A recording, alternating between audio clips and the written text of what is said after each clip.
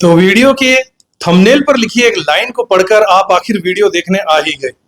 स्वागत करता हूं साथियों आपका एक ऐसे वीडियो में जहां पर मैं आपसे एक प्रश्न करना चाहूंगा कि जो भी आप किसी बड़े प्लैनेट के इवेंट के बारे में यानी कि जो भी ज्योतिषीय घटना ग्रहों को लेकर होने वाली होती है उनसे संबंधित वीडियोस जब आप देखते हैं तो आपसे हम ज्योतिषी ऐसी मीठी मीठी बातें करते हैं जिनमें आपको लगता है कि बस अब आप ही का सुपर हिट टाइम आ चुका है। अब आने वाला समय बस आप ही के लिए धन दौलत शोहरत ऐशो आराम सब कुछ लेकर आने वाला है। क्या ऐसा है? ऐसा हमेशा होता भी है या नहीं? चलिए हमेशा छोड़िए, अगर 50% भी ऐसा होता है तो मैं मान लेता हूं कि ये आपके लिए वीडियोस सारे सही हैं। लेकिन अगर मैं आपसे पूछूं कि क्या ऐसा होता है तो आपका जवाब होगा ना, क्योंकि मुझे यह भी पता है कि इस तरीके के वीडियोस से आपको बड़ी उम्मीदें रहती हैं, क्योंकि आप सब बहुत परेशान हैं और हल पाना चाहते हैं। लेकिन आपको बता दूं कि क्या आप गलत रास्ता चुन रहे हैं। अपने जीवन में सफलता और खुशी पाने के लिए यह रास्ता सही नहीं है। और क्या रास्ता सही है आपके लिए, अभी बताता हूं। जब समय बीत जाता है ऐसे वीडियोस को देखने के बाद, तब आप लोगों को लगता है कि ऐसा तो कुछ हुआ ही नहीं जैसा उन लुभावने वीडियोस में आपसे कहा गया था। फिर आप लोग ज्योतिष को कोसते हैं और ज्योतिषियों को भी कोसते हैं। तो मैंने सोचा क्यों ना आज के इस वीडियो की शुरुआत में ही आपसे साफ साफ कह दूं कि इस तरीके के तमाशे आप हमेशा यूं ही देखते रहेंगे।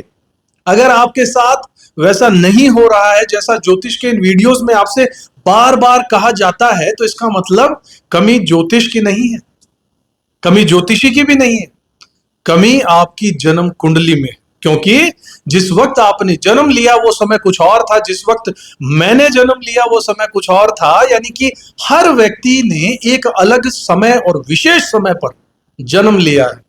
धरती के किसी विशेष कोने में जन्म लिया है, तभी उसकी जन्म कुंडली का निर्माण कुछ ऐसा हुआ है जैसा दूसरों का नहीं है। फिर एक ग्रह के परिवर्तन मात्र से आप सभी लोगों को बराबर उद्धार हो जाएगा, ऐसा कैसे कह सकते हैं? इस बात को सही नहीं माना जा सकता। तो बस यही मेरा आपसे कहना है कि ये जो वीडियोस हम ज्योतिषी बनाते हैं, ये वीडियोस एक साधारण परिणामों को लेकर बनाए जाते हैं। और ऐसा भी नहीं है कि यह लोगों के साथ नहीं होता, बिल्कुल होता है। जैसा हम बताते हैं वो होता है। जैसा इन वीडियोस में अच्छी अच्छी बातें हम बताते हैं ऐसी बिल्कुल होती है। लेकिन केवल उन्हीं लोगों के साथ होता है जिनकी जन्म कुंडली में इस समय अंतराल पर ग्रहों की स्थिति कुछ ऐसी बनी है कि उनके जन्म कुंडली के हिसाब से, और सबसे बड़ी चीज है उनकी महादशा। महादशा से बड़ा कुछ भी नहीं होता साथियों। अगर उन लोगों की कुछ ऐसी महादशा चल रही है जो इन टेम्परेरी ग्रहों के गोचर के होने के बाद उन्हें रिजल्ट मिल जाए, यानी सपोर्टिव ग्रह की अगर महादशा चल रही है तो ही कुछ लोगों को इनका रिजल्ट मिल पाता है। इसलिए अगली बार जब इस तरीके के लुभावने मीठी मीठी भाषा वाले वीडियोस आप देखें तो यह जरूर मान के चलिएगा कि मेरी यह बात जरूर याद रखिएगा कि हर किसी का समय एक जैसा नहीं हो सकता, वो भी किसी एक या दो ग्रह के छोटे मोटे परिवर्तन या हलचल से। सबसे बड़ी चीज आपकी महादशा होती है। आपकी जन्म कुंडली में इस वक्त जो महादशा चल रही है, अगर उसका रिजल्ट आपके लिए अच्छा और पॉजिटिव प्रॉमिस आपके लिए कर रहा है तो आपको अच्छी चीजों का रिजल्ट अच्छा ही मिलेगा, वरना प्रॉब्लम में थोड़ी बहुत कुछ कमी जरूर हो जाएगी अगर यह गोचर आपके फेवर में है। तो अगर आप किसी भी तरीके की ज्योतिषीय घटनाओं का या अपनी जन्म कुंडली के हिसाब से अपनी महादशाओं को यूज करते हुए, उन्हें उपयोग करते हुए अपनी लाइफ में अगर आगे बढ़ना चाहते हैं तो अपनी जन्म कुंडली का, आपकी अपनी जन्म कुंडली का गहराई से विश्लेषण जरूर करवाइएगा। यह बहुत जरूरी है और मैं आप लोगों को अंधेरे में नहीं रखना चाहता, इसलिए आपसे स्पष्ट रूप से शुरुआत में ये मैंने इतनी लंबी बात कही है। तो माफी चाहूंगा अगर आपको मेरा इस तरीके से वीडियो के अंदर एक अच्छा सा थंबनेल, एक अच्छी सी अट्रैक्टिव लाइन के माध्यम से आपको मैंने अगर खींचा हो, माफ कीजिएगा अगर ये अजीब लगा हो और नापसंद हो तो। लेकिन सच्चाई तो यही है कि मैं भी बाकियों की तरह वही मीठी मीठी बातें आपसे आगे इस वीडियो में करने वाला हूं, क्योंकि जिन लोगों पर यह चीज लागू होगी उन्हें तो बस इस बात का पूरा ज्ञान होना ही चाहिए। क्योंकि हम सिर्फ क्या होने वाला है ये नहीं बताते, बल्कि यह भी बताते हैं कि इस समय का पूरा सही और पॉजिटिव उपयोग करने के लिए आप लोगों को क्या करना चाहिए। इसलिए अंत तक वीडियो में बने रहिएगा। उपाय भी बताए जाएंगे और सावधानियों के बारे में भी सचेत कर दिया जाएगा साथियों।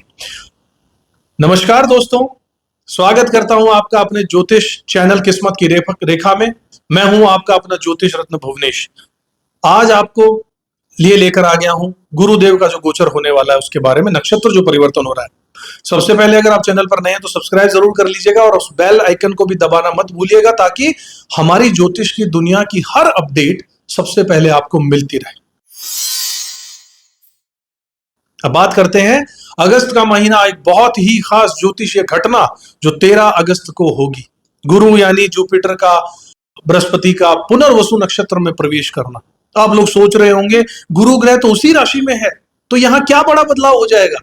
दरअसल वो अपनी शक्ति के केंद्र यानी पुनर्वसु नक्षत्र में प्रवेश कर रहे हैं, जो करीब 12 से 13 साल बाद होने वाली घटना है। यही वजह है कि इस बार का गुरु का गोचर आपके जीवन में नई ऊर्जा, नई उम्मीदें और नए अवसर लेकर आएगा। पुनर्वसु नक्षत्र का मतलब होता है लौटना, दोबारा से शुरुआत करना, रीस्टार्ट। यह नक्षत्र हमें उन पैटर्न्स की याद दिलाता है जो बार बार हमारे जीवन में आते हैं, ताकि हम उन्हें बेहतर तरीके से जी सकें। अब सवाल यह है कि आपके लिए कौन से घर और जीवन के कौन कौन से क्षेत्र पर इसका असर पड़ने वाला। वीडियो में आगे चलकर आप ही के लग्न, राशि, असेंडेंट के हिसाब से प्रेडिक्शन दूंगा। गुरु ग्रह का पुनर्वसु नक्षत्र में गोचर 13 अगस्त 2025 से शुरू होगा और 18 जून 2026 तक चलेगा। यह गोचर वैदिक ज्योतिष में बहुत महत्वपूर्ण माना जाता है, क्योंकि गुरु ग्रह ज्ञान, समृद्धि और आध्यात्मिक विकास का प्रतिनिधित्व करते हैं। पुनर्वसु नक्षत्र के स्वामी भी गुरुदेव खुद है, यानी अपने ही नक्षत्र में आ रहे हैं, इसलिए गुरुदेव का इस नक्षत्र में गोचर विशेष रूप से शुभ प्रभाव लेकर आएगा। इस गोचर का अर्थ है पुनः स्थापना यानी रिहैबिलिटेशन। जो भी पुरानी कठिनाइयों, जंजालों में उलझा हुआ था, उसके लिए यह समय नई शुरुआत और उन्नति का संदेश लेकर आएगी। जीवन में जो कमी या अभाव महसूस हो रहा था वो धीरे धीरे दूर होने लगेगा और खुशहाली का वातावरण जरूर बनेगा। पुनर्वसु नक्षत्र में ग्रह गोचर का कई राशियों के लिए सौभाग्य लेकर आएगा, खास तौर पर मेष, मिथुन, कर्क, तुला और धनु वालों के लिए यह गोचर लाभकारी रहेगा। मेष राशि वालों को इस समय संवाद कौशल और रचनात्मकता में वृद्धि मिलेगी, जो उनके लिए करियर और व्यापार के लिए फायदेमंद साबित होगा। मिथुन राशि वाले लोगों के लिए यह समय आत्मविश्वास और नई पहल का है, जिससे नई जिम्मेदारी और करियर में प्रगति संभव है। कर्क राशि वालों के लिए यह गोचर विदेश यात्रा, स्थायी निवास या नौकरी में उन्नति के योग बनाएगा। तो वहीं तुला राशि के जातकों को शिक्षा, धार्मिक कार्य और समाज में सम्मान प्राप्ति के अवसर जरूर देगा। धनु राशि वालों के लिए समय विशेष रूप से संबंधों, व्यापार और आत्मविश्वास में वृद्धि का है, जिससे उन्हें सफलता के नए मार्ग खुलते नजर आएंगे। गुरु ग्रह का इस नक्षत्र में गोचर जीवन के विभिन्न क्षेत्रों में संतुलन और सकारात्मक बदलाव लेकर आएगा। यह व्यवसाय, शिक्षा, परिवार, स्वास्थ्य और आध्यात्मिकता के क्षेत्र में नई ऊर्जा का संचार भी करेगा। जो लोग धार्मिक और आध्यात्मिक गतिविधियों में संलग्न हैं, उनके लिए भी यह समय विशेष रूप से शुभ रहने वाला है।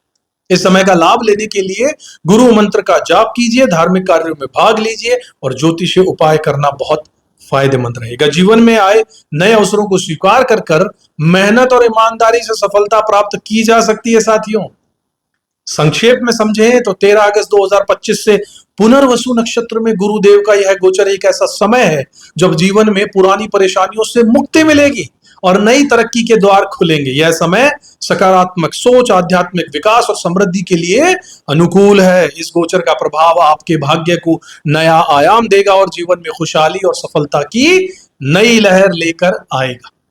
साथियों, जानते हैं गुरुदेव का महत्व। गुरु ग्रह यानी कि जुपिटर ज्योतिष में ज्ञान, धर्म, शिक्षा, विवाह, संतान, समृद्धि सबका कारक है। जब गुरु अपने नक्षत्र पुनर्वसु में आते हैं तो जीवन में नई शुरुआत और सुख क्षमता का संचार होता है। यह नक्षत्र मिथुन राशि के 20 डिग्री से कर्क की 3 डिग्री 20 मिनट तक फैला। इसका संबंध आदि शक्ति अदिति से है, यानी अनंतता, पोषण और सुरक्षा से है। इस गोचर के असर मुख्यतः क्या होंगे? पढ़ाई और करियर में बूस्ट, प्रतियोगी परीक्षाओं में सफलता, विवाह और रिश्तों में नई ऊर्जा, अविवाहितों को अच्छे प्रस्ताव, शादीशुदा लोगों को रिश्तों में सुधार, धन और व्यापार में मजबूती, नए आय स्रोत और आर्थिक उन्नति, यात्रा का योग, विदेश यात्रा, लंबी ट्रिप्स के लिए बढ़िया समय रहेगा। स्वास्थ्य, पुराने रोगों से राहत मिल जाएगी, मानसिक शांति भी मिलेगी। गुरु ग्रह का इस नक्षत्र में गोचर जीवन के विभिन्न क्षेत्रों में संतुलन और सकारात्मक बदलाव लेकर आएगा। यह व्यवसाय, शिक्षा, परिवार, स्वास्थ्य और आध्यात्मिकता के क्षेत्र में नई ऊर्जा का संचार करने का समय होगा। जो लोग धार्मिक और आध्यात्मिक गतिविधियों में संलग्न हैं, उनके लिए यह समय विशेष रूप से शुभ रहेगा। चलिए शुरुआत करते हैं। अब आपकी जन्म राशि के हिसाब से जानते हैं यह गुरु का गोचर क्या कुछ लेकर आ रहा है आपके लिए।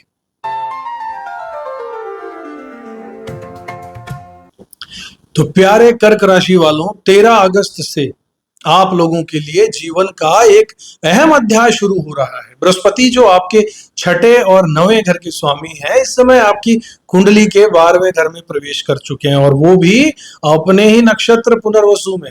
12वां भाव सामान्यतः विदेश यात्रा, मोक्ष, आध्यात्मिक साधना, त्याग, खर्च और अवचेतन मन से जुड़ा होता है। यह वो स्थान है जहां इंसान पुरानी परतों को उतार कर एक गहरी आध्यात्मिक शुद्धि यानी सोल का डिटॉक्स जैसा अनुभव से गुजरता है। पुनर्वसु नक्षत्र का मतलब है फिर से प्रकाश पाना। यह नक्षत्र जीवन में दूसरे अवसर की ऊर्जा लेकर आता है।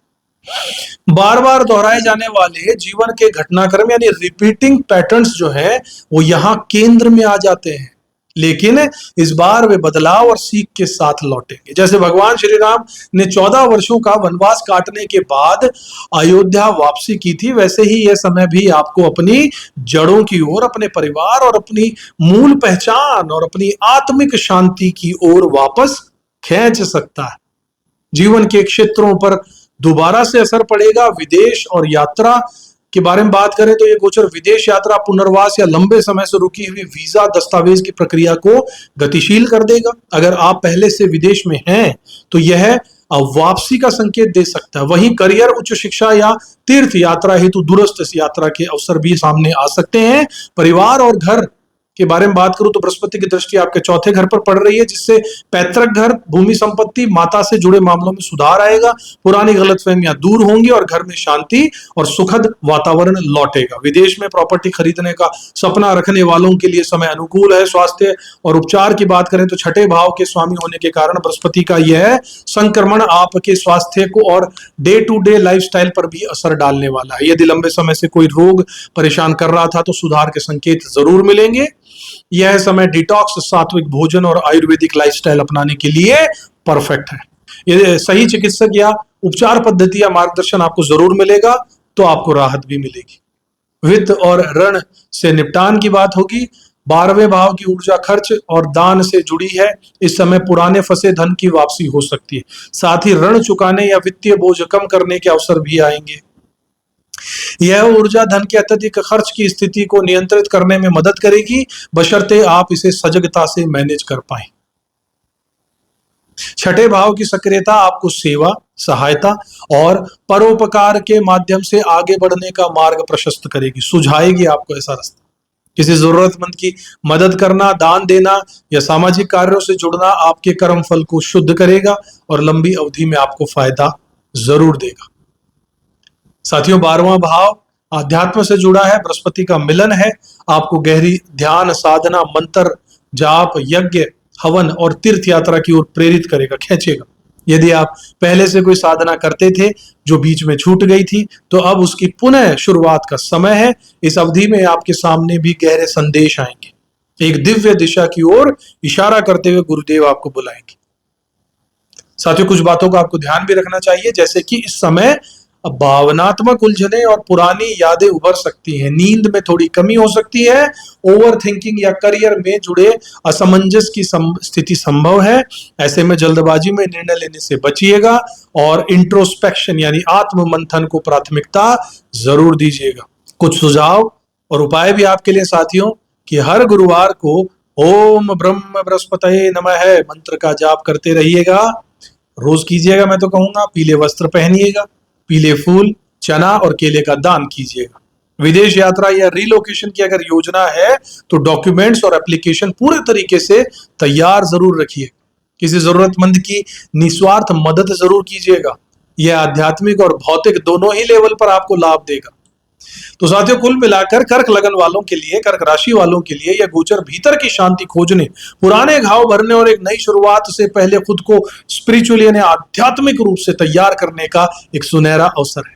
दुनिया भले आपको धीमा समझे, अलग समझे, लेकिन यह परिवर्तन भीतर से आपको मजबूत और स्पष्ट दृष्टिकोण वाला बना देगा।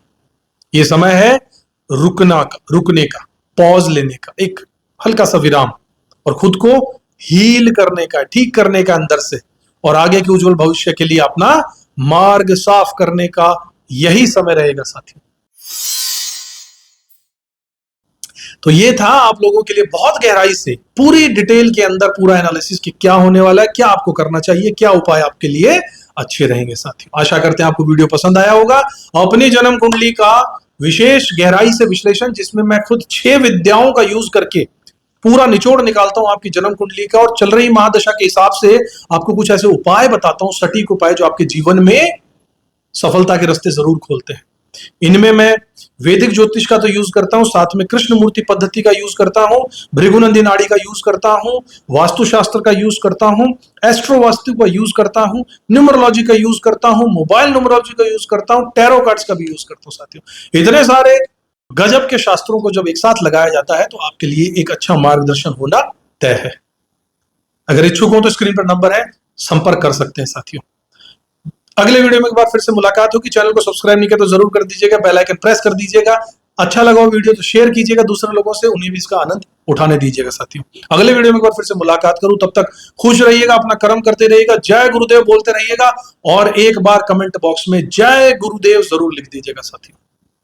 जय श्री राम। किस्मत की